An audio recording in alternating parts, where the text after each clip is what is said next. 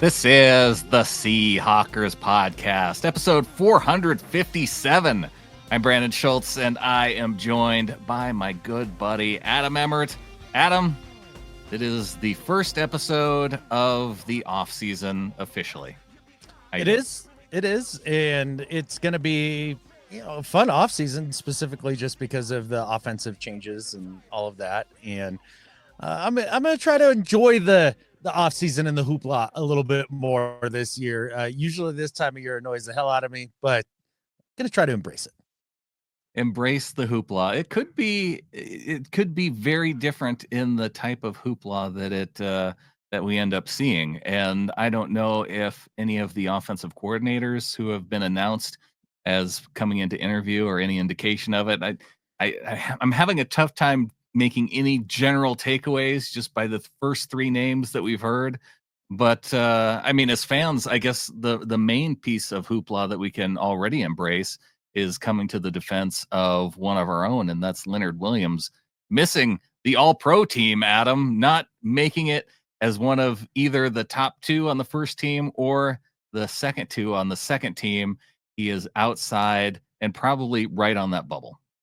Yeah, apparently whoever decides on these awards and stuff just don't watch football. Leo Williams, he had a fantastic season, maybe the best season of his career, and was an absolute game wrecker and doesn't get consideration for any of that. Like, give me a break. Well, I mean, he got consideration, I'm sure. Well, sure. sure Okay, enough votes. How about that? Like, not enough votes. Yeah. So the four guys that ended up making it were Zach Allen, Jalen Carter, Cam Hayward, and Chris Jones. And Chris Jones, I feel like, even if he didn't have maybe one of his statistically best seasons, like he gets it on there because he's Chris Jones. And like, it's kind of like Bobby Wagner getting on the All Pro team at this point. Sure. Is Bobby Wagner still in the NFL?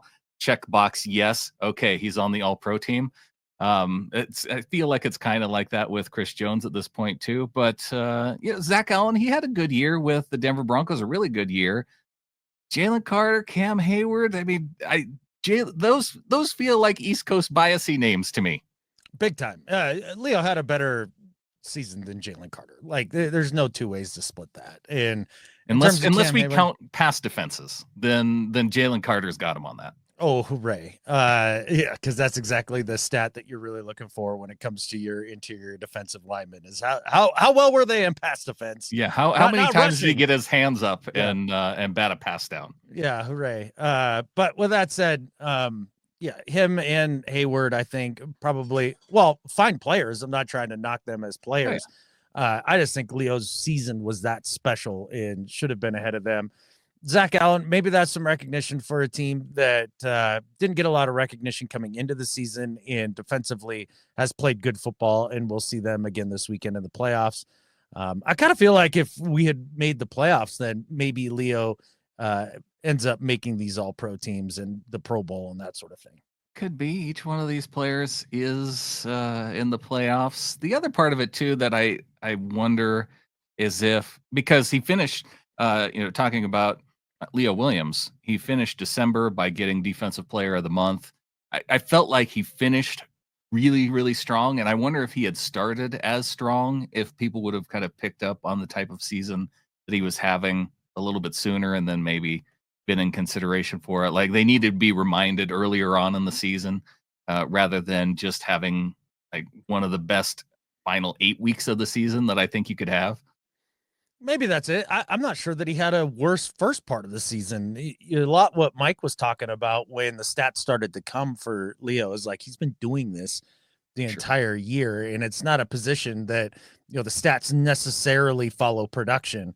And I think he probably does get dinged for that the stats weren't there the entire year. But when you take it as a whole, and if you really sat and watched what Leo means and what he brought to this defense this year, they got a bargain with the re-signing of him. I mean, that's how well he played. Right. I think he was more than deserving to be an All-Pro and a Pro Bowler. But whatever, at the end of the day, they're just stupid awards. Like, who cares? I mean, he's already got paid. So what's the difference? Yeah. I mean, and I kind of want to see what Leo Williams looks like next year when he's even more pissed that he's not being recognized in the way that he would like to see. So in some ways, maybe it's a benefit to us as fans and our team and the Seahawks that he's going to come back and be more motivated than ever next year. There you go. Maybe we get angry Leo and he just wrecks the entire league next year. Maybe this is a massive bonus for the Seahawks. I guess we will see. We've got months to wait. But defensively speaking, as we go through this offseason, I think we all feel good about the trajectory that we're on, especially if they can bring back Ernest Jones and really just everything Mike did in the second half of the year in being fired up about that in another full season of his scheme being intact. But offensively is where things get interesting, Brandon. And obviously, Grubb be gone, and I'm happy. And that makes me very happy. And we've got the first trio candidates that they've reached out to interview. Yes, we did find out this week that they are bringing in at least 3 names to interview for the coaching position.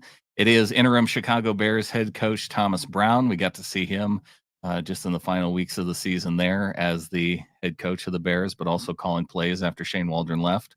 And he had a good stretch of games where they were very competitive. Also bringing in Detroit Lions offensive line coach Hank Fraley and New Orleans Saints offensive coordinator Klint Kubiak. One of these 3 names we covered in our, 15 names or more that we probably had 25 names when it came down to it when we did our post-firing show of Ryan Grubb and talked about some of the candidates available. So we got Klint Kubiak on there, Adam. Yeah, and of the 3 names, this one's probably, I guess, the most exciting, only because we have seen Kubiak in the league. We know the lineage that he comes from. His dad, obviously, being Gary Kubiak, and all of his time spent under Shanahan Sr., and then their family's tight connections with the Shanahans. Klint having a cup of coffee as the offensive coordinator for the Vikings before Mike Zimmer got fired, and he was then released as well. Goes back to the Niners underneath Junior Shanahan, and then ends up with the Saints this year. And it looks like it could be a one and done situation there, as he ended up taking a position where head coach was on the hot seat and he gets fired mid-season. The head coach does. Why is this one the most exciting to you? Is it just because of the experience that he offers, or is there something else that you see when you look into when he calls plays, anything in particular with his philosophy? Yeah, the philosophy is what appeals to me, and then also to quite a bit of experience, not quite a bit, but at least some experience doing the job.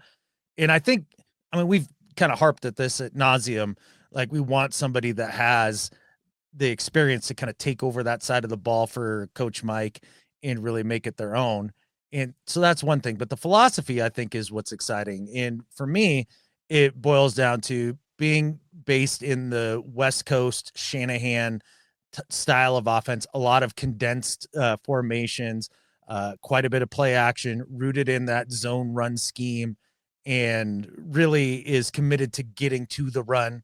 Had a very balanced offense this year. And really, when you look at the injuries that the Saints had, they had 7 of their 11 starters miss like 30 odd some games this last year. And that's a ton, and still had a functional offense, even with Spencer Rattler out there for a number of games, who's not an NFL quarterback. To me, that's pretty cool. I really like the idea of a guy who understands the run game, what it means to set up everything else, utilizes play action at a pretty high clip, and he also uses a lot of motion. So doing a lot of those modern things that we've talked about over the years that we admire out of the Shanahan McVay trees, and kind of puts his own spin on it, has the pedigree. Now, there's some downsides, and one of the biggest ones I've heard Saints fans gripe about is that they felt like, in terms of in-game adjustments, not his strong suit. Yeah, I could see that. I can also the play action thing, while like the numbers may be there, gosh, I think back to when he was essentially passed on the play calling duties with the Broncos, because you remember he was under because he called plays for Russ in Denver, right? I guess so. Yeah. And I think back to that offense. And I don't remember the Broncos running a whole lot of play action, and maybe it was just some of the games that I chose to even go back to watch for the Saints, but I didn't see a ton of it, even against teams where kind of would have expected more of it, like playing against the Rams.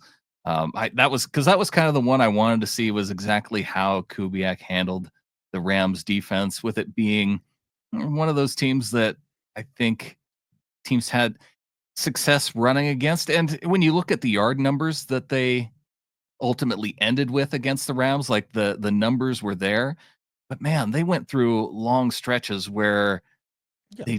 they struggled to even work the run game in against that Rams defense, and even when they were having success with it in the first couple drives. And so when I saw that, when I took into account, what he was doing in that 2022 season under Nathaniel Hackett, I would almost just throw that one out. Like, that entire team was a catfish circus. yeah, and they did have their own share of injuries too. But I don't know. The one part of it that I kind of liked was that he had spent some time with the Niners, under Shanahan as a passing game coordinator in 23. And so I feel like he should have some of that experience, but I don't know if I'm excited about it. Yeah, I was getting that sense that you're not excited about it. Look, and I said he's the most exciting of these three. Am I fired up for any one of these three? No. Am I mad about him? Not really. I would venture to guess these aren't necessarily the top picks for John and Mike going forward here, but the first that were available to interview, I think, is maybe more where this I don't is know. coming from. Because the dude from the Lions, like, they're getting ready for the playoffs, I guess, because maybe they have the bye week. That's exactly right. So that does give you an opportunity to interview Hank Fraley. And this one is a bit of a wild card to me because he's another guy who has like no NFL play calling experience. Like he was an offensive lineman, and so he made line calls as an offensive line. That's very different than making play calls and structuring an offense and that sort of thing. And so the idea that, okay, he's with the Lions right now, and I like the Lions offensive line. That's really good. To me, Hank Fraley as an offensive coordinator makes it like is a great idea if you have an offensive head coach who is your play caller, and you're coming and you're bringing a guy in because you want to fix the offensive line. So you poach a guy from another staff who's a quote unquote offensive line coach, and you raise him up to offensive coordinator so that way you could have him fix your offensive line. We don't have that. We have a defensive coach. Yeah, we didn't talk about this before we decided to hit the record button here. And you really just summarized my entire thought process on when I heard the name Hank Fraley. It's like, this is interesting. I love the idea that he has experience coaching up really good offensive lines. Now, granted, he's had some high draft picks to coach there as well, but we've seen a lot of high draft picks at offensive line wash out. So you still have to do your part as the coach to get the best out of that.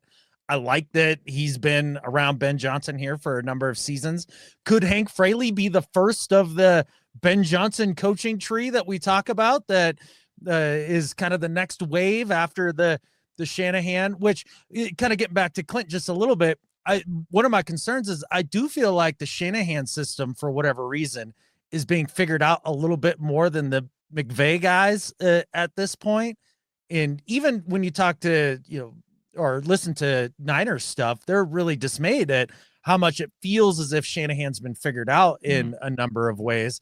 So that's one thing to be a little nervous with Klint. But when you're looking at Fraley, you're like, ooh, this could be a guy that does come from the next new wave of offense, because I think everybody in the NFL world can agree that the Detroit Lions are the best offense in football, the most dynamic offense in football, well balanced, and it does all the things that I would love to see us do here in Seattle.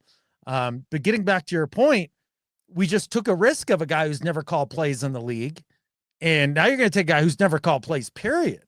But he's at least been in the league, and make that risk for Mike and have Mike take that risk. And at the end of the day, I think this is a really important hire for Mike. Like, he can't get this one wrong. And the potential upside for Fraley is big. And if you're really wanting to concentrate on the trenches, then this could be a fantastic move. But the potential downfall for Mike, because he's not at all guaranteed the next like 3-4 years, it's large. So a potentially risky candidate. I'd put it like that.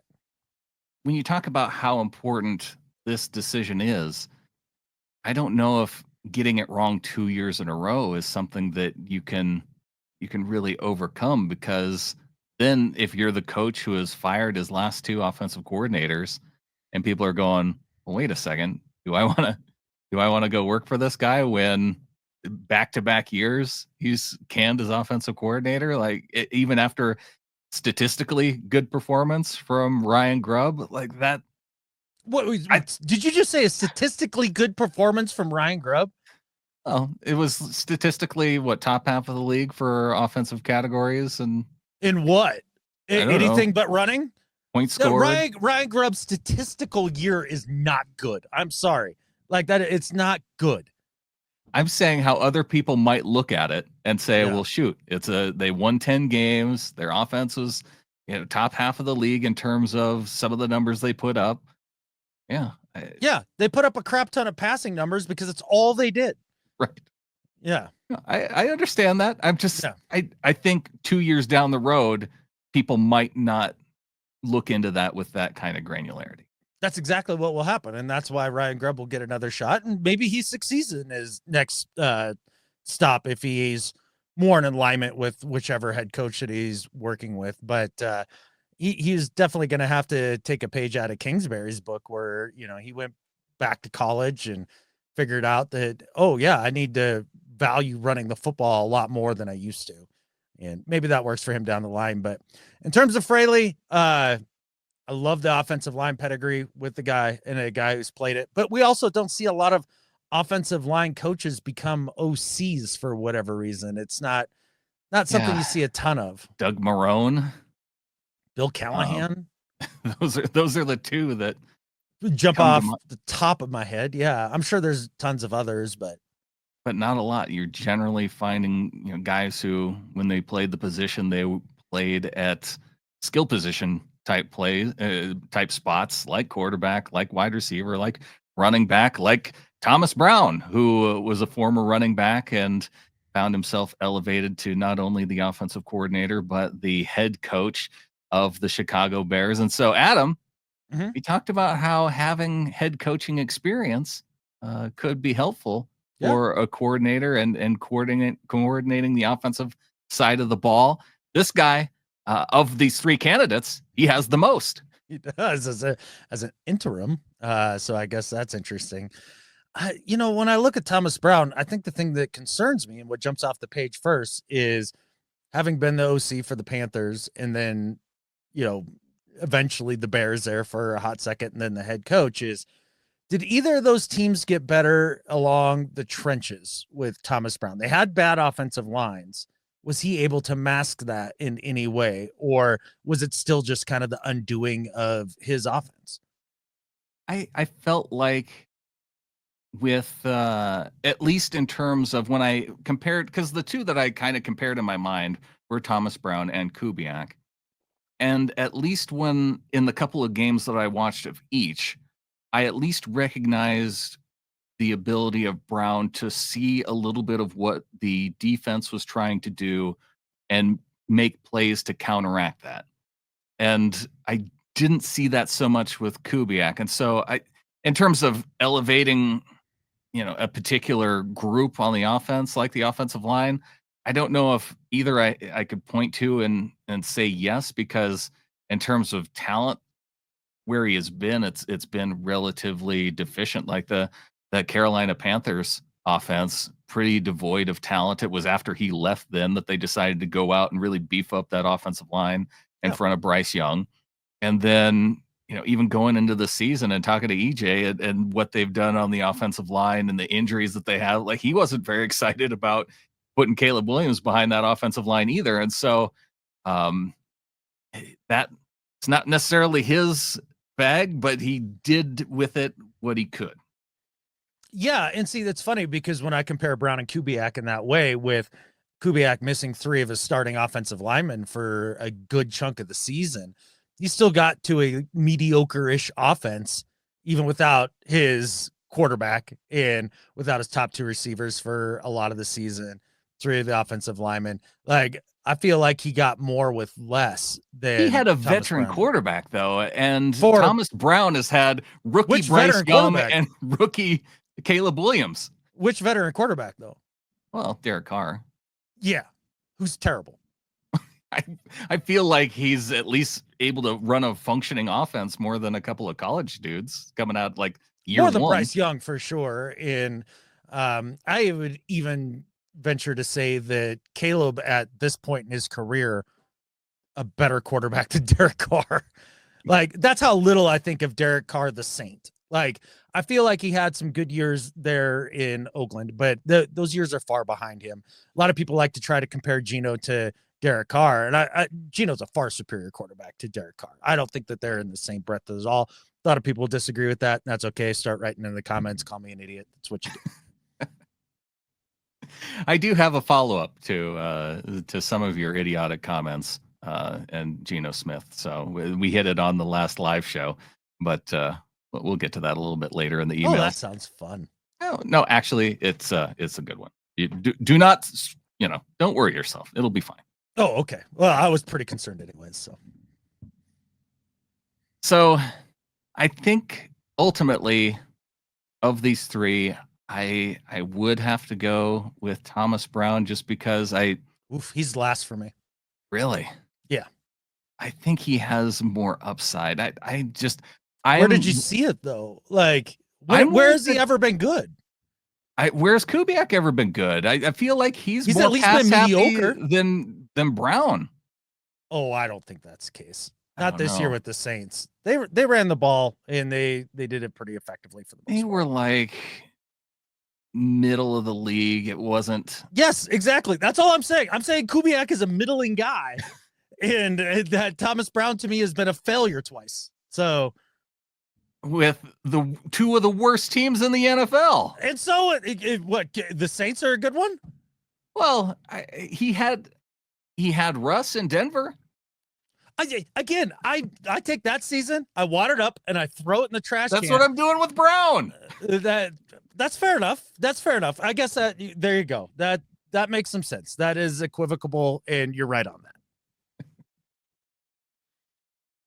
So, I don't know, but to me, these are also picking from the best of the mediocre options. Yeah, none of these light my hair on fire one way or the other. It is what it is. I think what's the most interesting about this to this point is the guys they have not brought in. And because let's not get it twisted, these guys are the first available. Well, almost like right. Doug Peterson's available for an interview.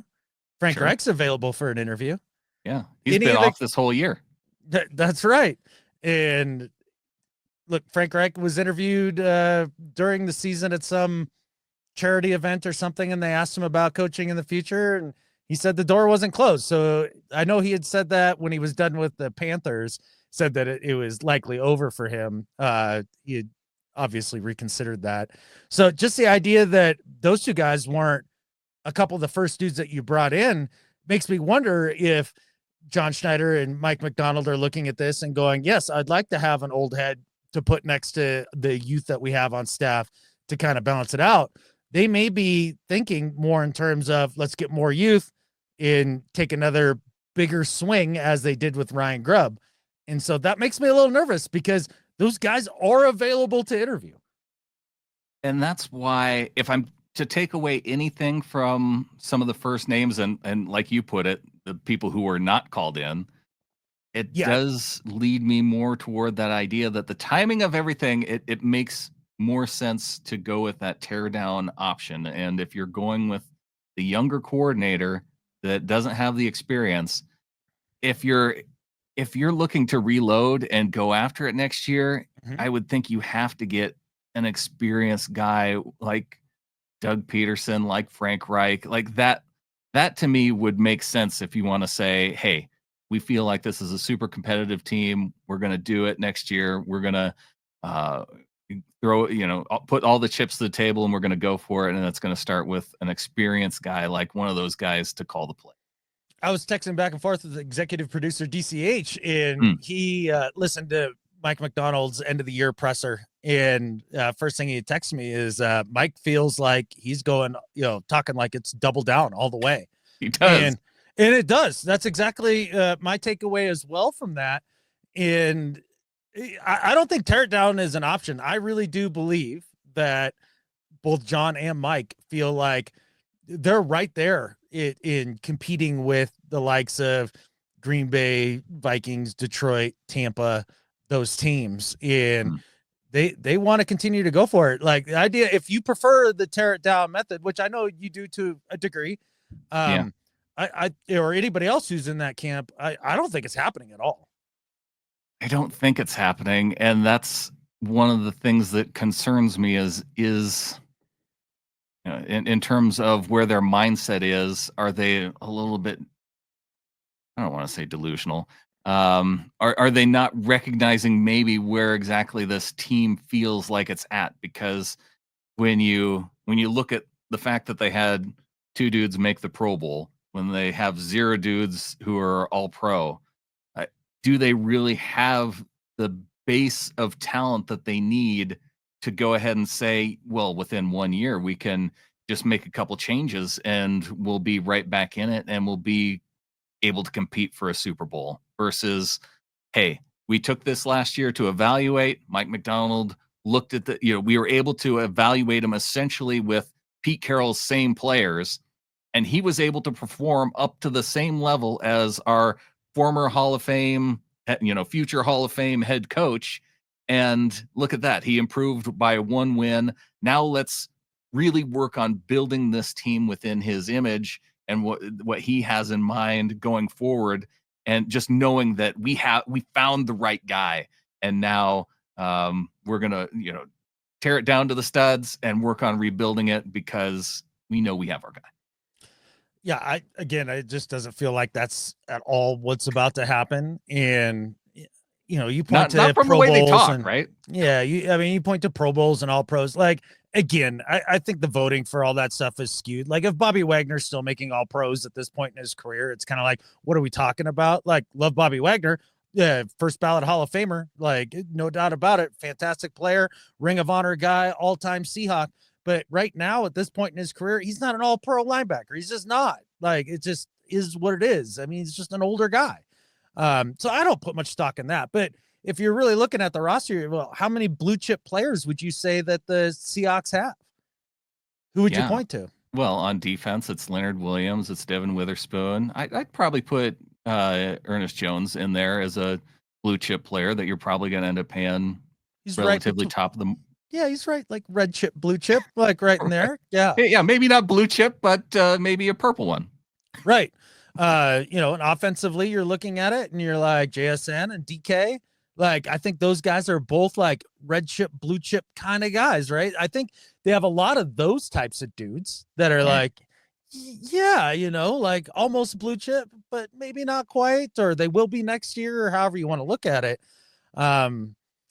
I don't know that this roster is devoid of talent, and it's delusional to think that, doubling down this year is going to get you somewhere that you want to go. Yeah. Not devoid of talent, just not the level of talent that you need to have a competitive team for the Super Bowl. Well, clearly they need to add some stuff, but with that said, it would be like if you were, say, the Saints, or even like the Falcons. Both those teams look at their rosters and they both, year in, year out for the last 3 years, have thought like, we're right there and we're just about ready to break through. And, everybody else from the outside is like, what are you talking about? You've been, 5, 6, 7 win teams forever. That's not what we're talking about here. We're talking about a Seahawks team that's competed in a much better division, that has gotten a lot further each season in terms of wins. I think they're a lot closer to being able to double down and move forward and have success. And look, in terms of trying to find that balance between double down and tear it down, like clearly they were going for it this year, or wanted to try by changing the coaching staff and all of that. Like, so you do it 1 year and you're like, yeah, nope, not going to work. When you failed at hiring an offensive coordinator, I feel like they're probably going to give this a go one more year. If it doesn't go here in year 2, then it'll be interesting to see if when they, let's say there isn't progress next year. Let's say they don't make the playoffs and like win a game and it looks like, you know, the 2012 season where you lose to the Falcons and you're like, dude, if we could have somehow pulled that out, I think we're going to the Super Bowl. If they have that sort of year next year, then yeah, they keep going with it. If you don't have that year, then what happens with Coach Mike? What happens with the roster? What happens with John Schneider? I think that's when it starts to get really into tear it down mode if you miss the playoffs again. Tear it down mode does buy you a little bit more time just in terms of keeping everybody together. I think that, yeah, the pressure is really going to be on Schneider if they act like they're and talk like they're going for it, and then he doesn't make the types of moves, or because last offseason, I mean, look at the moves that they made, free agents moves that, you know, they were short-term 1-year type deals, but that wouldn't harm you long-term, but none of them really worked out either. So in fact, more of them didn't work out than actually worked out. And I feel like he would have to really turn that around and make a big splash in free agency. And then you're talking about too that make moves that then, if they don't work out, really harm your franchise long term. Yeah, I don't think that's a fair characterization of what worked out and what didn't in terms of the offseason moves for John Schneider. Like, they re-signed Leo, masterstroke. That's not a free agent move. That's keeping dudes on your team. He was going to free agency. How is that not a free agent move? Keeping your guy? I think that's important. I agree that it was an important move to make, but I'm talking about recognizing where your deficiencies are of guys who aren't on your team and then filling those deficiencies. Let's continue on then. So they were trying to fix this defensive line because that we all agreed going to this last offseason, it was the trenches, either side of the ball. Like, take your pick. Like, they needed a lot of their work there. They bring in a defensive coach, so they focus on the defense first. They bring in Jonathan Hankins, who had overall a nice season for the Seahawks and was an upgrade playing that nose tackle position and really helped the defense do what it did in the second half of the year. That's a nice signing. And that while they brought in the 2 linebackers early, Ernest Jones wasn't available to them in the offseason because the Rams were like, no, we're not letting Ernest Jones go to you. We'll send him to the Titans for a bag of peanuts.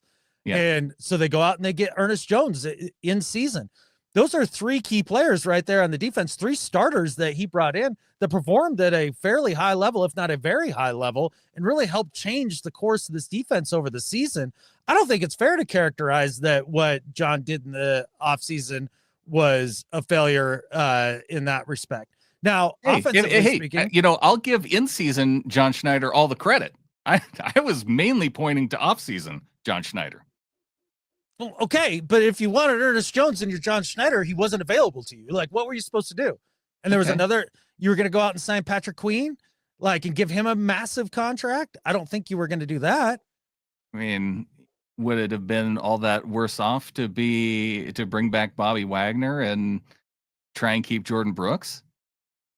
Yeah, I'm totally fine moving off of Wagner and Brooks. Brooks was obviously better than Baker when they brought him in, for sure. Yeah. But I think that they were smart by moving off those 2 guys and allowing space for Tyrese Knight to come up and develop this year. He had a nice season, especially for a rookie. I think I'm very excited about the future for him. And then being able to acquire Ernest Jones, while, again, not technically in the offseason, they did it relatively early in the season. Like, I don't know what you want him to do. Like, he couldn't go get the guy earlier. He had to wait until there was another team that was willing to give him to him. I just gave you 2 examples. I said keep Jordan Brooks and Bobby Wagner. It would have been better than what they ended up with from. Not monetarily. You don't think so? Not with what you'd have to pay Bobby and what you obviously had to pay Brooks. I don't contract think he got down in Miami. Had to pay Bobby a whole lot. Well, it's way more than Baker and Dotson, and you were able to get rid of those guys and start your rookie and bring in Ernest Jones. It gave you flexibility. They didn't intend to start the rookie. They ended up starting the rookie because their options with Dotson, like they recognized that they would have been better off starting the rookie. Well, there you go. And it doesn't hurt them at all because they were just 1-year deals. No, it wasn't. You'd prefer not to have to go, oh, well, we didn't bring in the right guys in the offseason, so now we have to shift. It's well, the those linebacker two were spot. always a Band-Aid. I mean, again, you're bringing in the new coach and you want him to revamp the entire team in one offseason. Like they did what they could on the offense or the defensive line. That's where they really focus their resources, and then drafting Byron Murphy. Like, I think that's a big deal. And then they were like, okay, we're going to put some scabs on it, linebacker, for the time being. What, Coach Mike can maybe coach him up. Maybe we catch lightning in a bottle. Great. And we bring in the 2 safeties, and Jenkins ends up getting hurt. Kobe Bryant ascends. You can't fix everything all at once. And I feel like, considering where they were cap-wise, they did what they could. And the results are what they are. It all did come together. The defense is markedly better. It ended up working out that way, and I think Coach Mike ended up having a lot to do with that, and perhaps some influence in who they decided to bring in too. So defensively, there was improvement. Offensively, they brought in Laken Tomlinson. They seemed like they were planning on rolling with Olu until Connor was available. I have less of a problem with that because taking a shot with Connor, that seemed like a good move to make coming off injury. It was a risk, but I think they were okay taking that risk. And then the right guard position being a turnstile a little bit with Christian Haynes not working out as a 3rd round draft pick, at least in terms of his first year, and being able to start, the 3rd round pick. It's kind of iffy as whether or not some of those guys start or whether they need some development time and not playing at a high level of competition. That was probably more of a risk ultimately at that spot, but not in terms of some of the moves. A lot of them on the offensive line didn't work out. They didn't. And I do think that when they looked at the offensive line, they thought Lucas was going to be back earlier than he was. It seems like that injury took even longer for him to come back from than they had expected. But they did know that he was going to miss some time. So they bring in George Fant, who had been a decent replacement player with the Jets and the Texans. And then unfortunately he gets hurt right out of the gate. And so even your plan A doesn't come to fruition until late in the season. So you're like, cool, well, I have a plan B. Oh, wait a second. That goes away right now. Yeah. And so then you're scrambling at right tackle. As far as center is concerned, they were like, we feel solid with Olu, which Olu, I think, had a solid year once he became the starter. He's not amazing. He's not a top tier center. At least at this point in his career, but he's highly functional and at least a league average offensive lineman, which is all we're hoping for at this point, right? Just give me league average. They bring in Connor Williams on the risk it. I like the move because obviously he played well in Miami, but clearly his passion for football had been gone and didn't come back from the knee injury the way that he had wanted to. And as we look back on the season, missing the playoffs by basically 1 game, which game was it that Connor Williams had the 3 snaps over the head? Was that the Rams game that we ended up losing? Was it? Probably. I think it the Rams, the Lions. Was that one of those? Yeah, like he damn near cost us 2 games. That guy retires midseason, quits on the team. So they go back to plan B, who's a middling guy. That might have been a benefit, though. Yeah. When you look at the number of games that they won down the stretch versus toward that middle where, yes, gosh, they went through weeks 4 through 9. They only won 1 game. Yeah. Connor Williams was a disaster. And he took himself out of the equation. Not to put all those losses on Connor Williams because, when I think of some of the teams that they lost against and where they're going to need to get to be competitive with those teams, I mean, part of that stretch, they were playing the Lions. They got beat by 12 points by the Niners. They got demolished by the Bills. And then late in the season, they played another couple playoff teams in the Packers and Vikings, and they got destroyed by the Packers and actually played the Vikings close. But it's how they performed against that group of teams in particular that has me concerned about whether or not they can make some tweaks and be competitive with all those same teams again next year. How big of a difference do you think a competent offensive line would make for this team?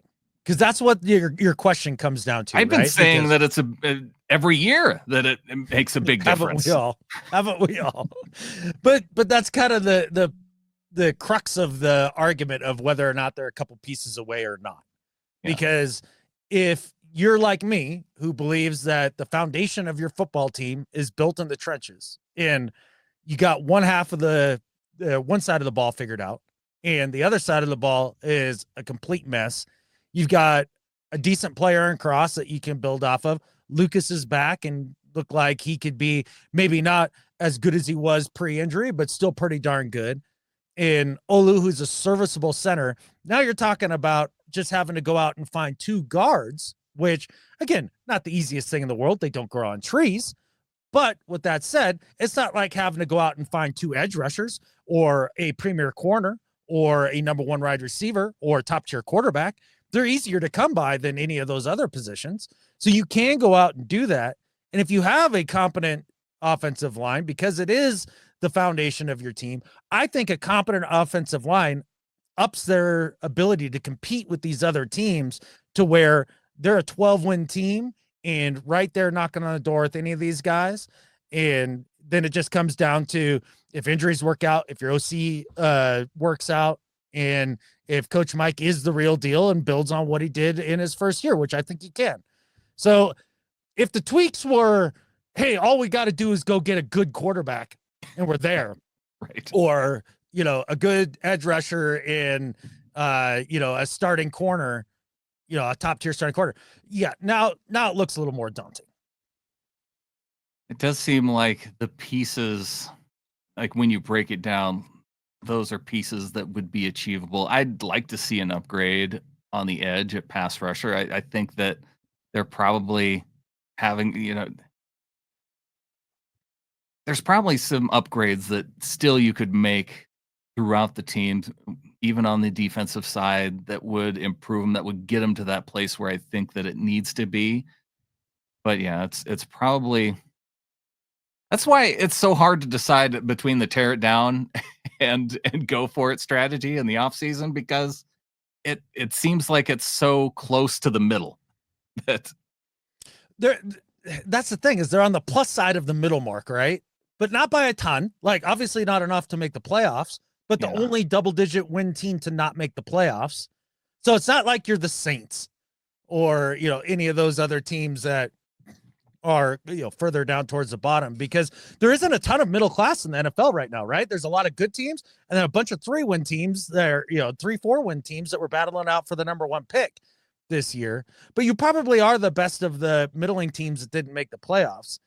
Now, in terms of what do they need to do going forward to fix this roster for next year, if I had my wish list, it would go a lot like this. You trade for Jordan Travis over with the Jets, bring him in to be QB of the future, let him sit behind Geno for a couple years. You extend Geno for 2 years if you can, at a price tag that's $40 million or less per year. You do that. You go out and you spend big money on Trey Smith from the Kansas City Chiefs to plug in on the offensive line. You draft early in the first round, either the best guard that comes up for you, or, a game-changing type guard or a starting guard, or if there's a really good edge player that you can get early in the draft, you get that guy. And then whichever one you don't get, then you dive back into free agency for that. Because I do think they're one pass rusher, a very good pass rusher away defensively. I think that would be the thing that takes Mike Macdonald defense and just, puts it on steroids. And all of a sudden we're talking Super Bowl caliber defense. And you do that right there. You go out, get me that Scattaboo kid to come in and be a part of the backfield. Like, that's a tone setting running back, the type of guy that you want. And then you bring in an offensive coordinator with the experience to run that side of the football, give Coach Mike all the ability in the world to trust him and play a complementary style.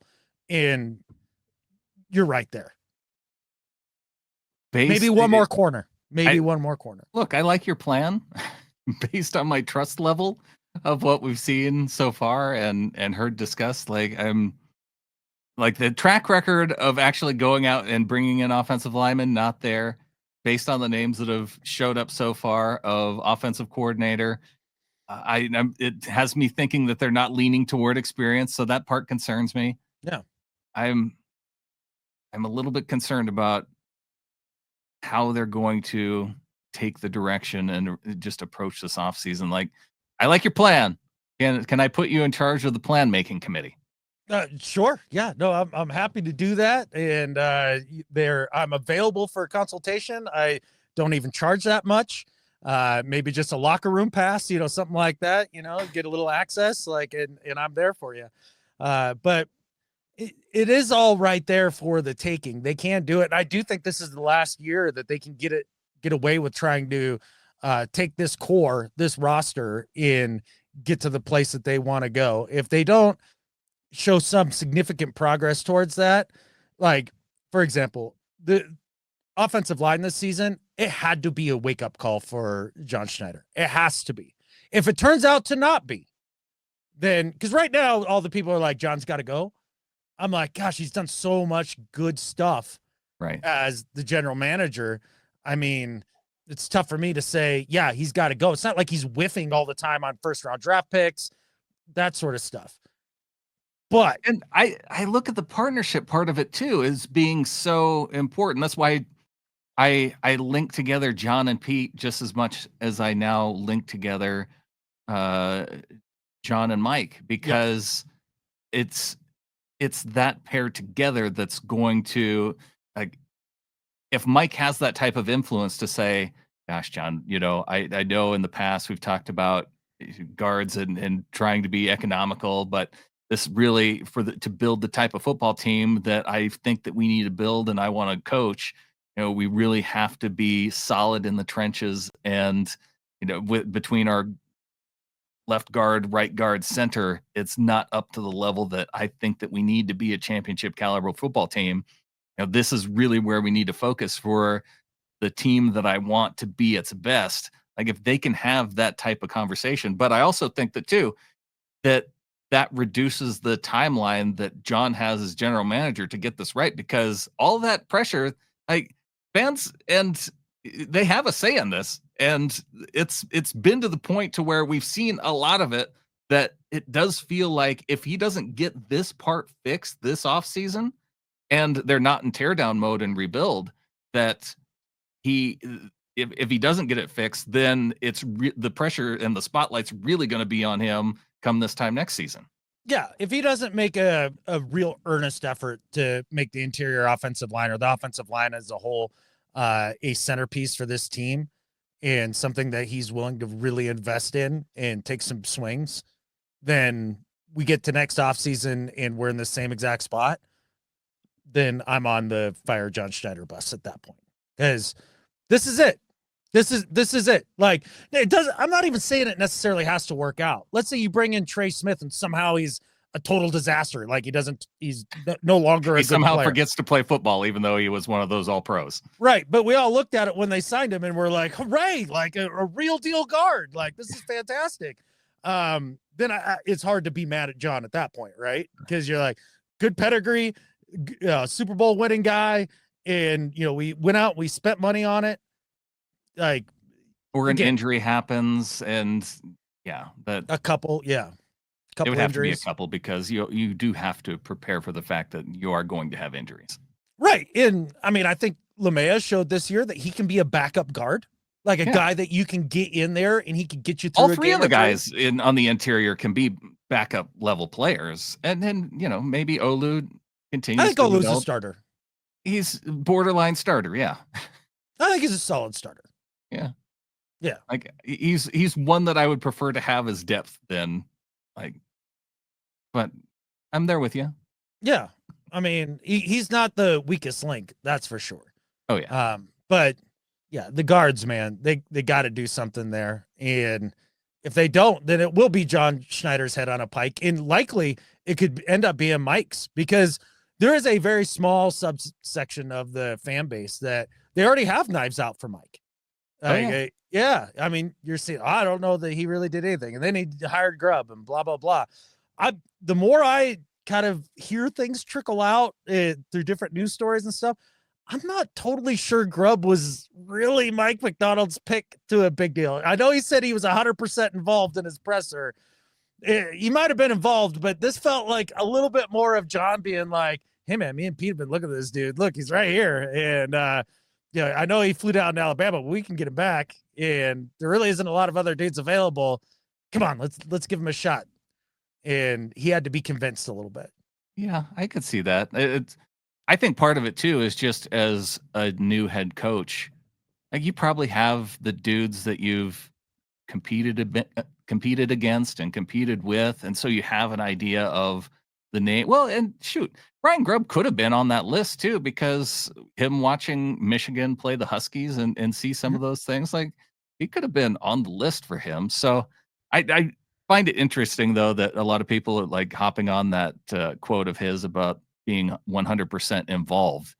It's not like he said it was 100% his decision. He just Exactly. he just said he was 100% involved because Greg Bell was the one that asked him that.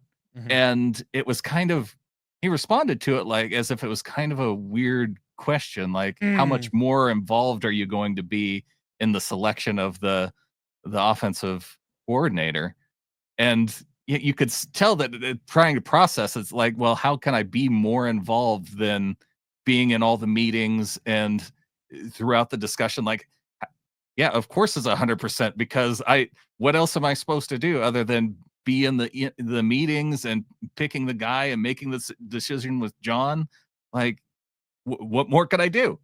Right. And I took it a little differently when he started to answer that question. You seem super annoyed and like a little offended by it. Like, I'm the head catfish coach. Of course I was 100% involved, Greg. Like, what do you think? And yeah, I'm going to be 100% involved again. Like, freaking duh, dude. That's kind of the sense that I got out of it.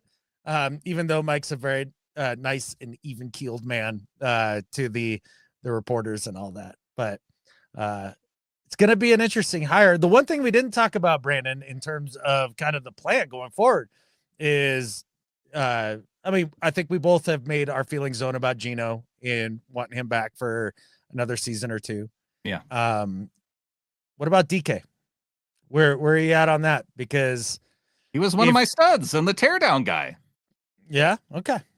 All right. So definitely bring DK back. If it means you can't go and get maybe Trey Smith or another one of the, elite level free agent guards. I don't know if, man, you would have to show me exactly. I'll put it this way. I would rather, if it came down to a salary type issue, I would rather keep DK than sign Ernest Jones. Nope. I couldn't disagree with that more. I don't think it would come down to that, but that's where I think that piece is a little more important to me. Just because spending money on a perimeter dude compared to the backbone of your defense, the guy that literally took and flipped the switch with his entrance into the defense with Mike Macdonald's scheme and really helped make it all go. Like, dude, that's irreplaceable.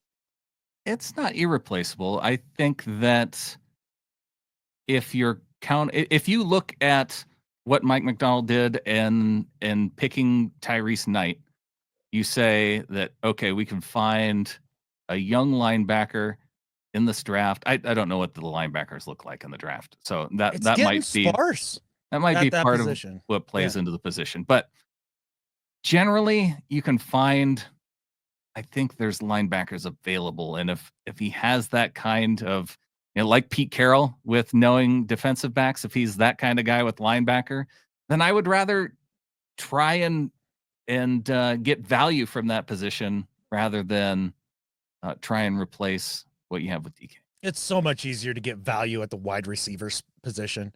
They are everywhere, and they're coming out of college at a clip that is never been seen before, with all the 7-on-7 stuff and all being like pass happy in college. Okay, Like, you pick your guys that would replace DK coming out of the draft. I'll pick my guys that either would be available in free agency or coming out of the draft at linebacker, and we'll see. all right. Okay, an offseason challenge. Here we go. So, with that said, anything else that we want to hit before we hit the second half of the show, Adam? Oh, I don't know. That seems like the news right out of the gate. We did talk about at some point kind of doing a post-mortem of just kind of the stats and where things finished up on the team. If you guys are interested in that, let us know down in the comments. We're trying to decide if it was worth doing or not. I kind of feel like we all know what happened, but then again, maybe digging through the stuff, you find some things that you weren't expecting. Yeah, we'll see. Yeah. Head on over to youtube.com/Seahawkers podcast if you want to leave some comments. That's generally been the best place for feedback on the show here lately. Or, you can go to our website, seahawkerspodcast.com, click the contact button, send us an email. This offseason, an email. You guys are going to help us get through this. Absolutely. Yeah. You can also leave your comment and a review on whatever platform I haven't that you been listen looking to at the reviews show. lately, though. That's like the least neither. chance of getting through to us. I know, but I was thinking that maybe if I put it out there, maybe we both start looking again. Oh, okay. Yeah. That's to motivate us. I see where you're going. Yeah. All right. Well, if you have left a review and we just haven't commented on it or seen it, now you know why. Mm-hmm. Exactly. Yeah. I find it because looking at the reviews to me is like people going in, if you're a podcaster and being like, "Oh, I'm going to go look at the reviews so I can get some validation and feel good about myself or whatever." And that just feels icky to me. Yeah. And then we see a 1-star review. And even if it's the only one out of like 15 good ones, then it gets in your head and you're like, oh man, what am I even doing? Because this one person hates me. Used to. Yeah. Used to. Now it makes me laugh more. Now you just don't look at the reviews anymore. So that fixes that. It surely does. Yeah. Taking a page out of Nick Wright's book. That's exactly how he deals with all that. Let's get to the second half of the show.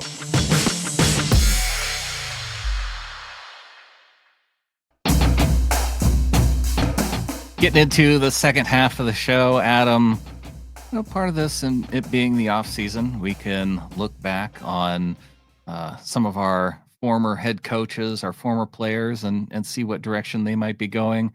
And our former head coach, Pete Carroll, he's been getting some action so far this off season, interviewing with the Chicago Bears about their head coaching vacancy, interviewing with the Raiders, or he's apparently will interview with the Las Vegas Raiders. Adam, could we see Pete Carroll as a head coach in the NFL in 2025?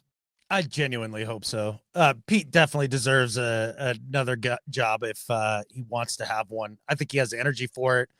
I think one of the things that he's best at is building culture. And I think what we've seen with the coaching carousel over the last few years is how difficult it is for these guys to come in and build culture. And we keep trying to, go to the young candidates and the hotshot OCs and all that. And you see a lot of them struggle, and especially in the culture setting department. And I feel like for a team like the Bears, or especially the Bears or the Raiders, I guess same thing. That's what they need more than anything. I know a lot of people would howl at Pete Carroll being paired with Caleb Williams. They need an offensive coach for Caleb. That's the only way he'll succeed. And it's like, wait a second. I just watched a full season of Caleb Williams. I watched the majority of his throws while he was at USC, and everybody compared him to Patrick Mahomes. And I said the best version of him, what he reminds me of the most, is Russell Wilson. He plays the game a lot like Russell Wilson. Oh, yeah. And Pete Carroll got the best out of Russ. I think he get the best out of Caleb as well. And one of the things that it just screams from Chicago is they need a dude to come in and get everybody rowing in the right direction. And Pete Carroll would be awesome for that. And it's not like he's going to stay for 10 years. So get the culture set, get things going the right direction. Then you can find that guy from within that you promote to take over from Pete, or then go get the young guy. I'm really rooting for it. I love Pete Carroll. I do miss him. I like Coach Mike a ton. I think he's great. I enjoy the hire, but I do miss Coach Pete. I think that the toughest thing for either of those jobs is going to be interacting with ownership, because I think one of the problems that we've seen with both Chicago and with the Raiders is that ownership is a little bit maybe too involved, and maybe having a veteran head coach would help some of that too. But those are usually also the guys that don't want to go for the veteran head coaches because as owners, they don't want to be challenged. That's exactly it. And I think the McCaskies and Bullcut Davis could really use having somebody like Pete come in and be like, you go sit over there, you shut your mouth, nobody cares, write the checks, and call it good. All right. I don't know if it would be how it would go, though, because I thought that Holmgren would have been able to be that guy as general manager for the Browns, and he couldn't even do that with ownership in Cleveland. No, that's true, but nothing works in Cleveland, so. Yeah, it's mostly me looking out for my former coach and saying, do you really want to put yourself in that position? But he does. He does. Yeah. I think it made him crazy sitting on the sidelines all year this year. Yep. Leonard's probably had enough of him, and now she like, oh yeah, go back to coaching, and so you have something to do. That's right. You're running around the house like a crazy person. All right, go take that energy somewhere else. Yeah, we'll see. Well, he's definitely got the energy for it. It's interesting though that, well, Belichick already locked onto a college job. Yeah, and obviously these guys could be coaching as just as long as they want. It seems like. Yeah, and I think the big difference between teams being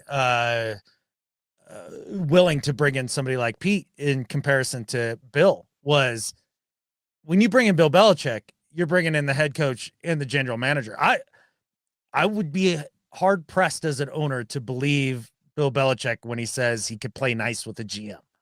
Whereas you've seen with Pete Carroll, like obviously he knows how to form partnerships and relationships in that way and work well with the GM. Yeah, that would be a big difference. So, well, we'll be watching for it. I think the best outcome is for him to end up in Vegas, and then this offseason, Russ decides that he goes and he plays in Vegas with Pete. That'd be cool. That'd be fun. And we have our Seahawks West, our old Seahawks West team. The only thing that would make that more complete is if Marshawn came out of retirement, because in his heart he's a Raider. He said it the other day. Yeah. Bobby goes and plays one more year down there. Yeah. They just have one big reunion. Sherm comes out of retirement. That's right. KJ leaves the 39ers and comes back. There you go. He could coach the defense. Or he could suit it up again. I mean, he just has to get out of San Fran just because. Gross.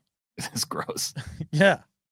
They fired their defensive coordinator. Oh, did you see that the Niners look like they're bringing back Saleh, maybe? He's at least bringing him in for an interview. I don't like that. Right? Yeah. I'd rather they didn't do that. Thank you. Like, move on. Try, promote Brandon Staley. Do that. Can Saleh get a head coaching job somewhere, please? Like, he doesn't need to go back to being a coordinator. No, definitely not in San Francisco. No, thanks. Gross. Well, let us thank some of our new members of the flock. We got at least one new member this week, Adam. They went to getintheflock.com, help support the show. We've got our executive producers. We've got DCH, Ryan Peterson, JC Schilling, and the 313th. We've got Jake Burdine and Brian Shaw. And Adam, we have our final score donation of the year, Stephen Kirkpatrick, coming in via Zelle, $30.25. Dude, that's awesome. Steven, you've been freaking amazing all season. We appreciate you a ton, man. And all that support, it's going to help us, Brendan, because we're going to go down to Shrine Bowl. So we could use a little extra support for that. So if you enjoy the content and you also know that you're going to get a lot more good stuff, getintheflock.com. Let's go.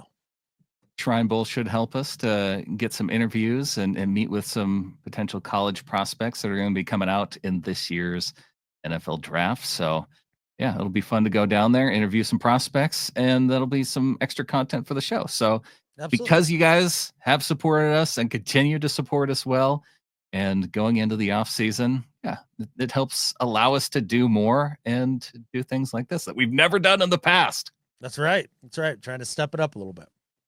Nick coming in at $3 a month. Welcome to the flock to Nick. See, Nick figures it out. And he's going to be in the Discord there. And I think, of all the things that we promote on Getting the Flock, I think the Discord has become the number one thing. And at $3 a month, like, you get a lot of value out of that because it is a ton of fun, especially on game day. Yep, $3 a month at getintheflock.com. And I think it's through youtube.com. It might be $5. But if you like joining through YouTube, youtube.com/Seahawkers podcast, click the join button and you can join through there too. You will get a Discord link. If it's outdated, I'll just have to replace it. But you can find me. You can email me. Let me know. There you go. Yeah. It's $5 on there because Alphabet takes their cut, right? So it's like 70%. It's a large amount that YouTube likes to take. That's right. Yep. But for hosting all our video, that's a trade-off. It's a trade-off that we are required to make. We really don't have a say in it, so we'll just be okay with it. That's right. Much like the offensive line going into this next year, right, Brandon? Exactly. Nah, we're not going to be okay with it if they don't do what we want. That's true. We will complain, just like we do every year. Yeah, it's a tradition. It's a tradition that I hate more than anything. Yeah. But here we are. It's like Easter. I don't hate Easter. Why? What's nice about Easter? Candy? What? Yeah, Halloween's about candy. Like I don't need. You need Halloween in the spring too. That's why you have Easter. Maybe that's why. Maybe it's just because I literally had to wear the bunny suit in the mall like for a while. Yeah. And do that. Like, it's the most nonsensical holiday. We have a bunny that lays eggs because Jesus came back to life. Like, what is this holiday? Well, it's way better for lazy people, for one, because you don't have to like make your own costume. You don't have to go walk around the neighborhood and hold out your bag for candy. You just wake up in the morning and candy is there for you. Like, why do we not have more of these holidays? Yeah, but then if you're at all a decent parent, then you got to go hide candy from your children all around your yard and your house and make them search for it because they have to earn it or something, I guess. It's so weird. It depends on how your experiences was. Like actually going and finding it. It's weird to you, but you know what? Well, explain to me how rabbits lay eggs. I don't need to explain anything to you. You understand? I do now. Don't ask me where these things come from. The storks bring them. Yeah, I'm just saying. I don't enjoy that tradition, like not fixing the offensive line. I don't enjoy it. Well, my favorite tradition that we do every year is the Pickem League. And Adam, 23 people finished with 12 picks correct in the final week of the season. Wow. Big push going into the playoffs. Big push going into the playoffs. And so we had a two-way tie. They picked the correct amount of points for the week 18 games. 12 picks correct was Robert Hobnobbin and Grubb Rub's Big DK Energy. If I had to give it tiebreaker based on the name, I think I'd go with Robert. Yeah, I like it. And then looking at the overall standings, Fernando Tejada, Wirehawks tied at 200 going into the playoffs. Not a lot of movement going into the playoffs, so top 5, all real close. But you got those two. You've got I Like to Touch My Bobo at 198. You've got Captain Long John at 197, along with Lock It Away at 197. So there are your top 5. Got a couple other folks that are close, but yeah. Going to be tough to break into that top spot if you're outside the top 5 at this point. Yep, absolutely, because there's just not a lot of points to make up there with the limited games of the playoffs, no doubt. But for those of you who are in the top 10, don't stop making picks because we go all the way through the Super Bowl. It is the one with the most amount of correct picks at the end of the year. And so, yeah, don't give up now. You want to finish in that top 5. That's where the prizes are. There you go. Exactly. All right. Email, Adam. Yeah. Oh, that reminds me. George Ostrom passed away. I heard this past week. George Ostrom? So. Yeah. Wow. That's a Flathead Valley legend. Like everybody's going to be like, who? And who cares? But yeah, he was He's a big deal in the Flathead Valley where we grew up. He was the radio voice. So whenever I say, let's get into some email, George Ostrom was very well known for saying meanwhile. And I worked with George at that's where I got my first job in the radio. And so I was he would come in, I think it was on Sunday mornings was when we had overlap. And so, yeah, that's my email is a tribute to his meanwhile. I like it. Rest in peace, George. You were awesome. Yeah.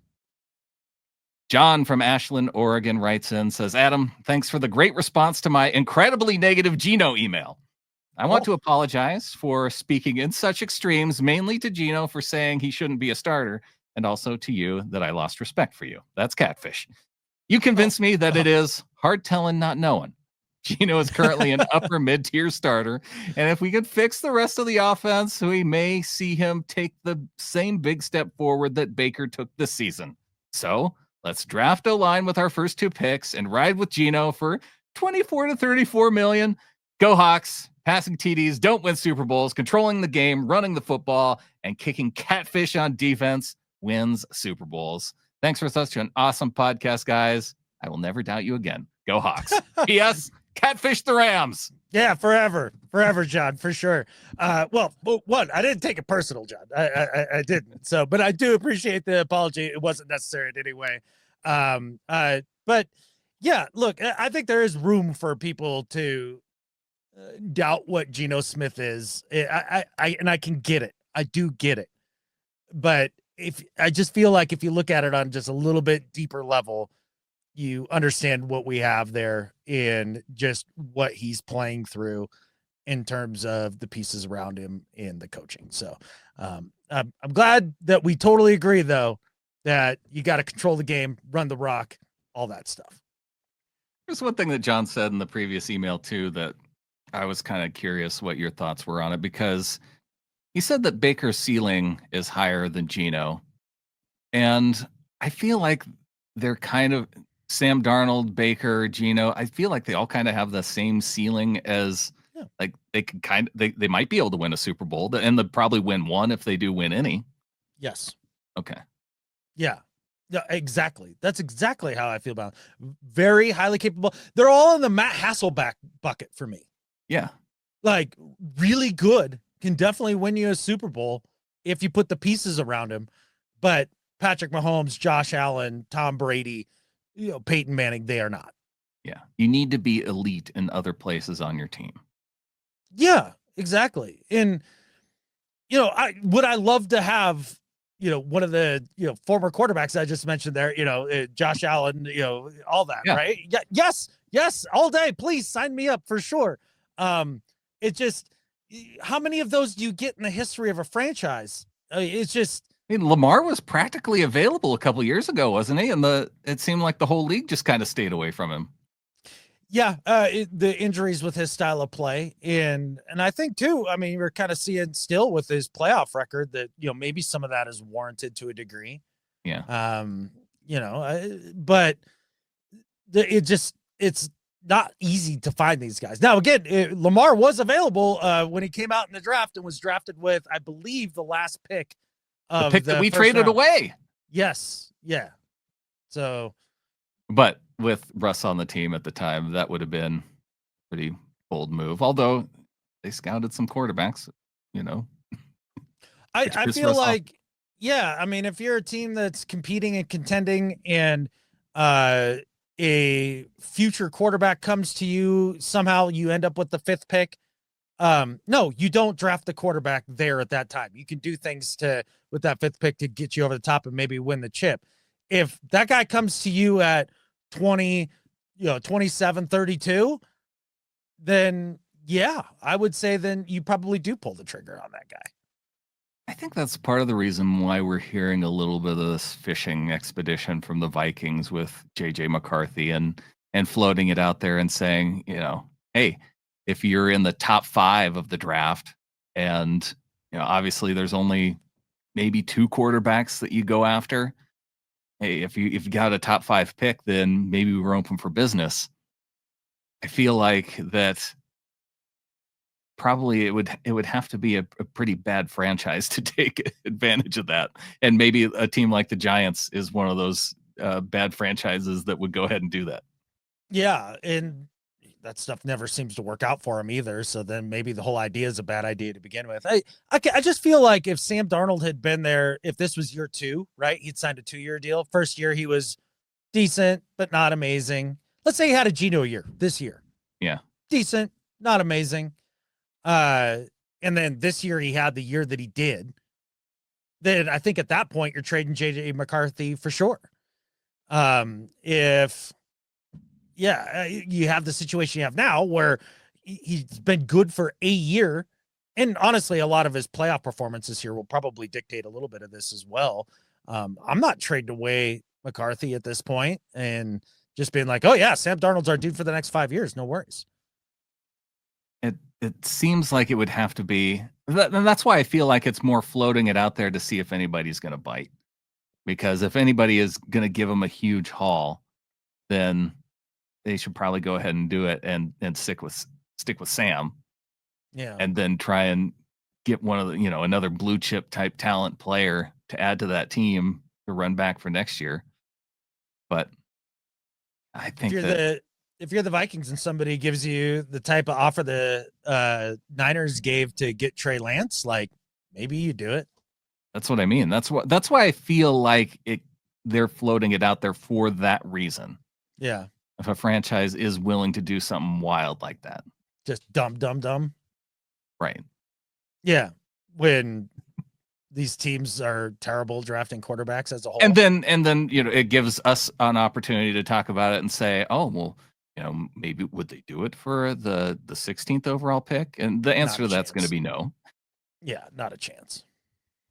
Yeah. Or no, what we have the 18th. Is that what we ended up with? 18th pick. Yeah. Colin Cowherd is smoking something, man, because he's like, oh yeah, Seahawks go out and trade for JJ McCarthy. With what? With what? Well, I think it's because it's a fantasy land type scenario. Everybody can throw it out as if, oh yeah, we'll just give up our first round pick and the Vikings will just take it. Yeah, right. Yeah.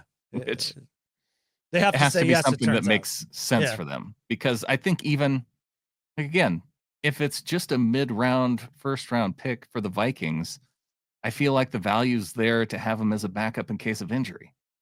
And I think we're seeing more and more in this league that, much like the running back position, you can't just have one dude. You need 2 dudes to really compete.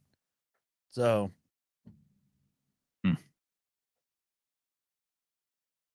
We've got an email from John the Bar Davison. Says, hi, fellas. Well, we beat the Rams and took them close and took it down to the 5th tiebreaker before they could separate us. So all in all, not a bad season and one to build on. Then we fire our offensive coordinator, so Adam's happy. Hooray! Was he a Mike Macdonald choice or a Schneider one? Either way, it was obvious to all that it wasn't working, so back to college you go, Ryan. Any news on who we might get and who the likeliest candidates are? This is an area where we don't get a lot of news, so a feature would be good, please. I remain as ever optimistic and wish you all a happy new year. Greetings from the Bard. Greetings, John. So I mean, we nailed that. We fulfilled our longtime producer request of giving him offensive coordinator news. We did. And, we did that live with Clinton with all of the different names that we thought could be possibly in consideration. So we done that. We talked a little bit about the John, Coach Mike involvement when it came to Grubb. We talked about that a little bit. I think it was like, if I had to put percentages on it, I think it was like 60% John, 40% Mike, or like 55-45. Like, I think Mike was very involved, just, because he was so annoyed at that question. But also too, it was kind of like, all right, we're late in the game. We got to hire a guy. John had this guy teed up. He came in and he talked the right talk. All right, let's go. Well, John does lead me into my do better, Adam. So, okay. What do you say we get on to some do better and better at life? I think it's time.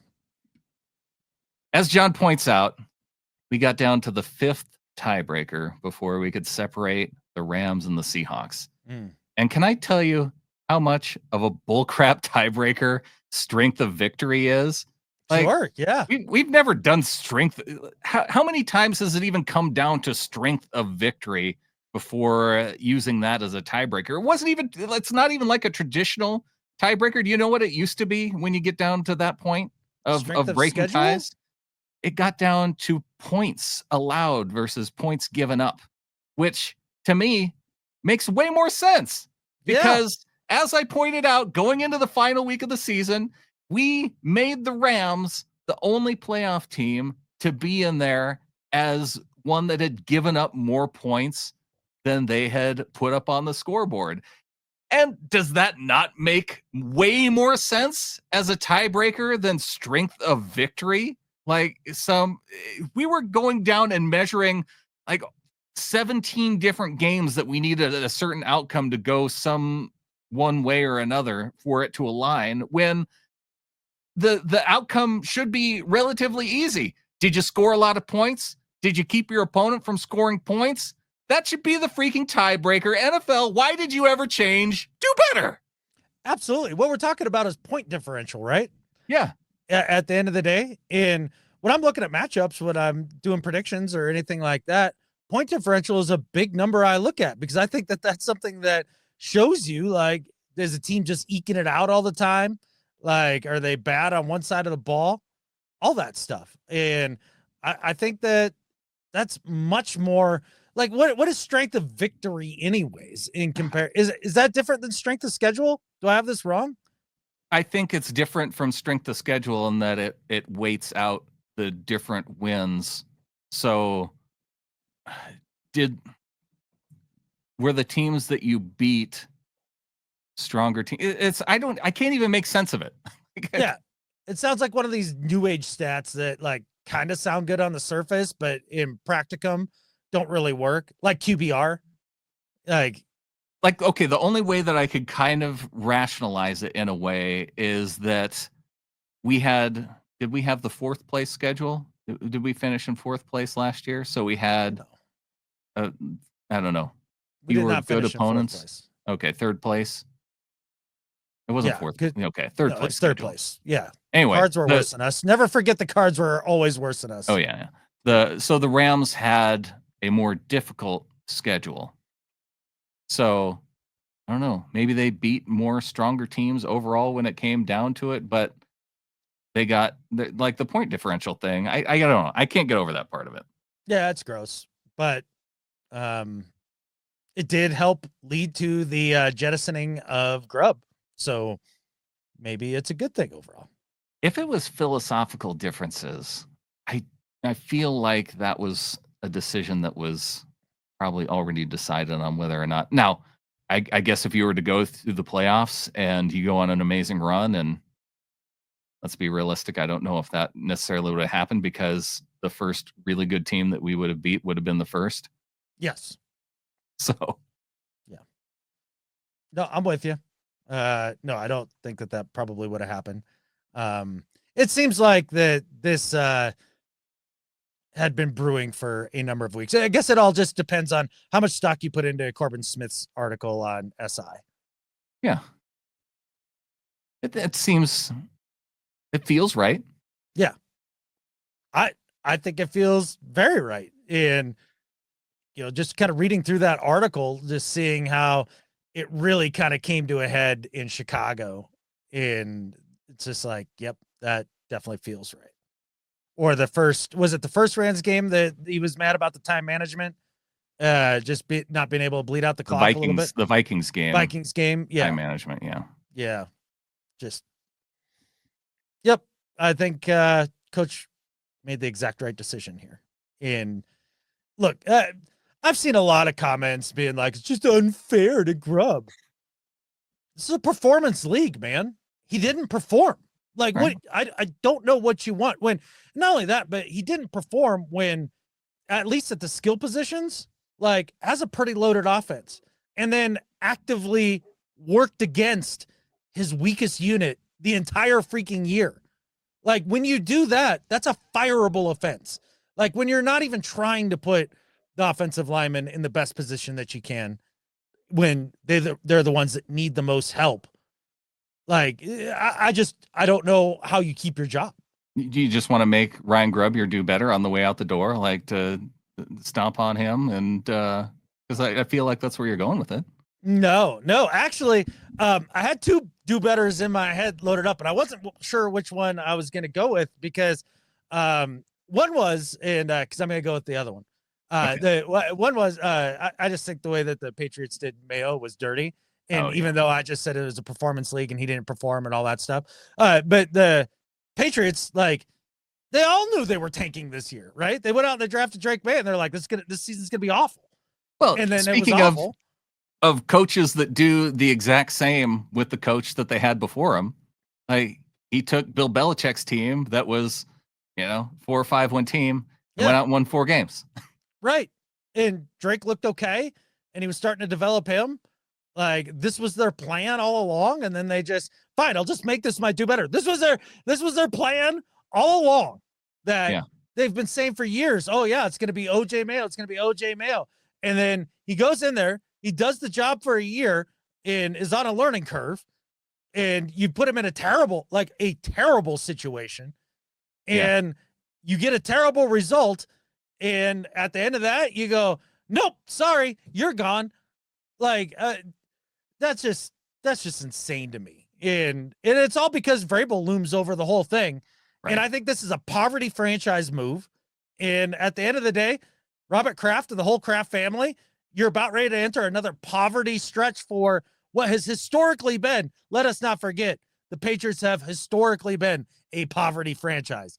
They lucked into Belichick and Brady, or they made good choices and they ended up with Belichick and Brady and had a great run. It's over now. Patriots fans are going to get what they deserve for a good long time. And firing Mayo, they're going to be cursed by this Mayo thing. They need to do better. There we go. Yeah, I could definitely see that happening because that's a questionable, because they even had, well, it does kind of remind me of the situation that the Seahawks found themselves in right after Holmgren, right? Because they had, just like Jared Mayo, they had him kind of stashed away. Yeah. Just like Jim Mora Jr. Yeah. And then once their longtime coach was out the door, their future Hall of Fame coach was out the door, they're like, oh, well, we have the guy right here that we're going to replace him with. And then they realize, but I didn't see anything from Mayo that was like Jim Mora Jr.-esque.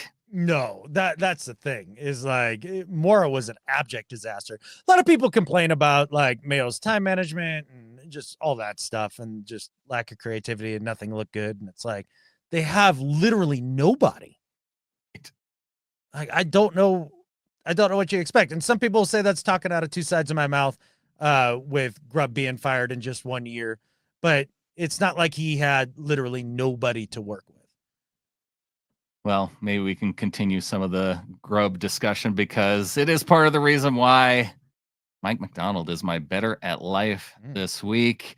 It was a tough decision for him to have to make after just one season. And I think the thing that's impressive to me is that Mike Macdonald didn't drag it out because he could have. He could have gone through this week and gone through the press conferences and said, waited through that end of the year press conference and not had to really take any of those really hard questions about, why you would move on from your offensive coordinator for just 1 year. But he went ahead, he did it right after on Monday, and then that way go into the press conferences, being able to answer all the questions that were going to get asked. And he's had to take a lot of heat coming out of this week for it too, because, there's quite a few media members that are very critical of it, especially being in the Seattle market, having covered Ryan Grubb and the Washington Huskies. A lot of those guys, they cover all of the Seattle sports. And so I think that you get to know a certain guy and you want to know,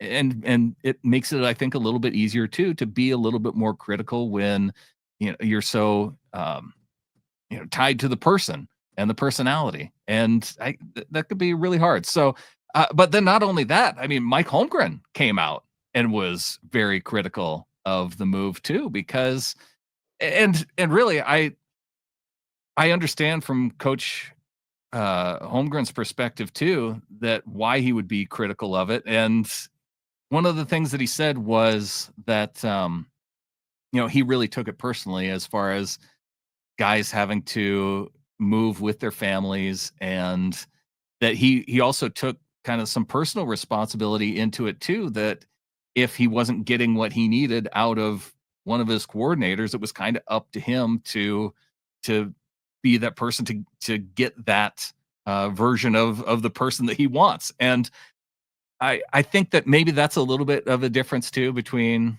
Coach Mike Macdonald and Coach Mike Holmgren. And with Holmgren being kind of the senior guy that he was, I think probably a little bit easier to get that out of defensive coordinators too versus offensive coordinators. But who knows?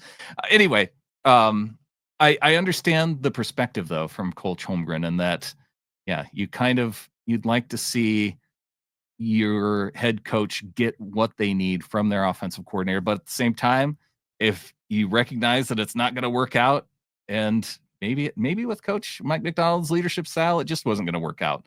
And so for making the move quickly, for being decisive, Coach Mike Macdonald, better at life than Skip Bayless.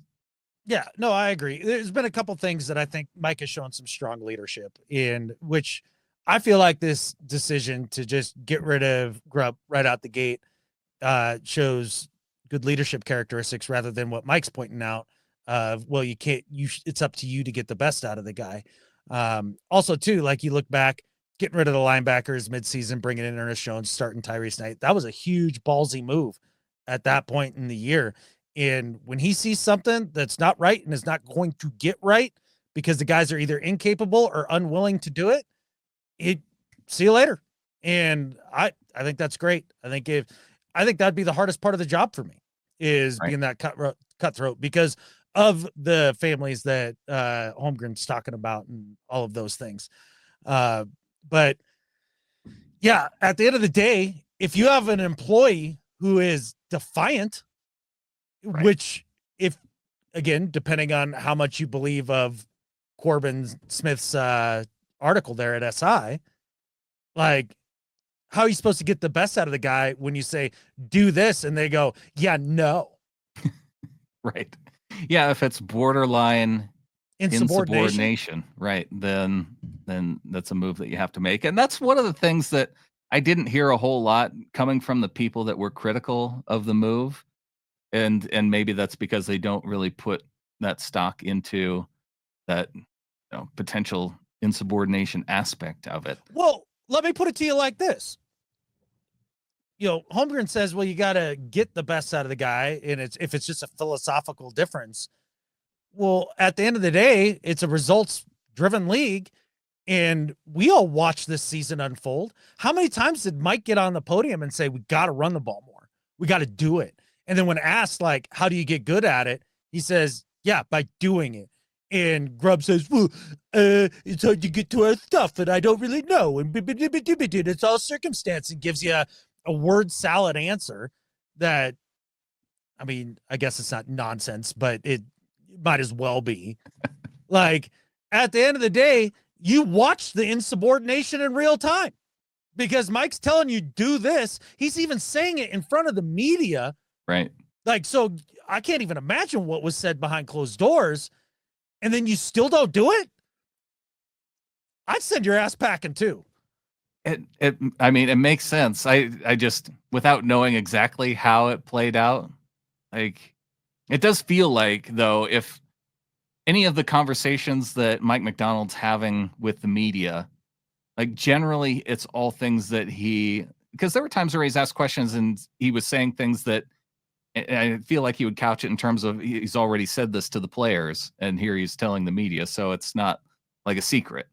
Yeah. And so I have a hard time believing that he would just be hands off with Coach Grubb and then only communicate what he wants then via the media. Like that doesn't add up to me. So not at all. You know that he was saying it in the meeting rooms. Like, he had to have been. He's a very direct human. Like, there's no way that he didn't. Yeah. That seems to be the case. Yeah. Well, good for our coach. But my better at life than Skip Bayless this week, Brandon. is for something that I saw as Brittany and I drove back from Idaho yesterday. And this has to actually do down with the fires in LA. And as both of us live in fire country, like this is something that we deal with every summer. Shoot, we had a big ass wildfire 8 miles from the cabin that was marching down the hill. Unfortunately, it snowed before it got here. So my heart goes out to everybody in LA. I make fun of LA all the time. I'm not even going to do my LA voice with this one because this really is a gnarly situation. And what we saw driving back, coming up I-15, is at least 10 different fire engines, over the course of the day, driving south down I-15 from all sorts of different fire departments. I saw a couple from Montana, I think one from Canada, like everybody pulling together, sending resources down there, trying to help get this under control so that people can keep their homes, keep their lives, and, try to get this put behind them. But I just thought that was really cool to see, fire departments from all around the country from other countries even coming down to help out with that. And for that, all those folks that are committing their time, resources, and everything to try to get this thing put out, better at life than Skip Bayless.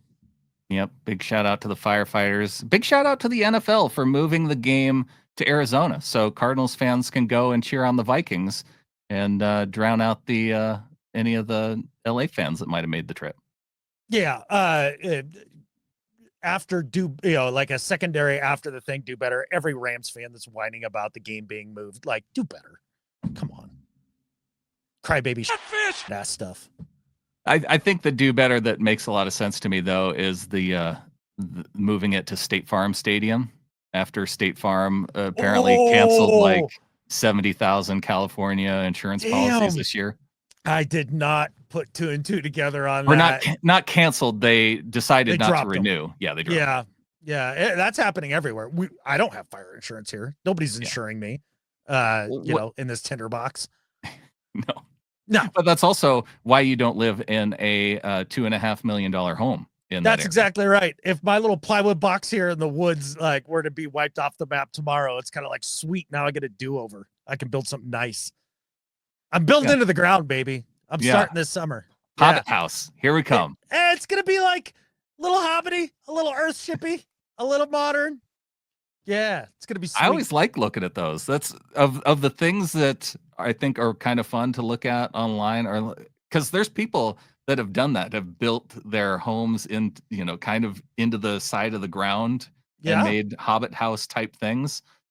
If you want to go down a rabbit hole in the off season, if you're looking for off-season content that's not Seahawks, that's pretty entertaining stuff. That and Earthships. Look up Earthships. It's mostly desert rats that do it, but it's a very sustainable thing. Basically, the whole idea revolves around passive solar being pointed south, capturing as much energy as you can, and not having to spend a bunch of energy to heat or cool your place. And be able to grow stuff in the front of your house like a greenhouse, blah, blah, blah, blah, blah. And Seahawks fans, we got your back. Architecture fans, we got your back too. That's right. Before we get off here, I'm highly considering making a natural roof. So like growing plants and stuff on top of the roof. It seems to have its pluses and minuses. If any of you have experience with that, hit us up in an email. I'd love to hear anybody that's actually done it or lived in one or that sort of thing. Dude, I guarantee you there is probably somebody on YouTube that has a channel that dedicates themselves to exactly that. I know, but do I trust them or one of our little flockers?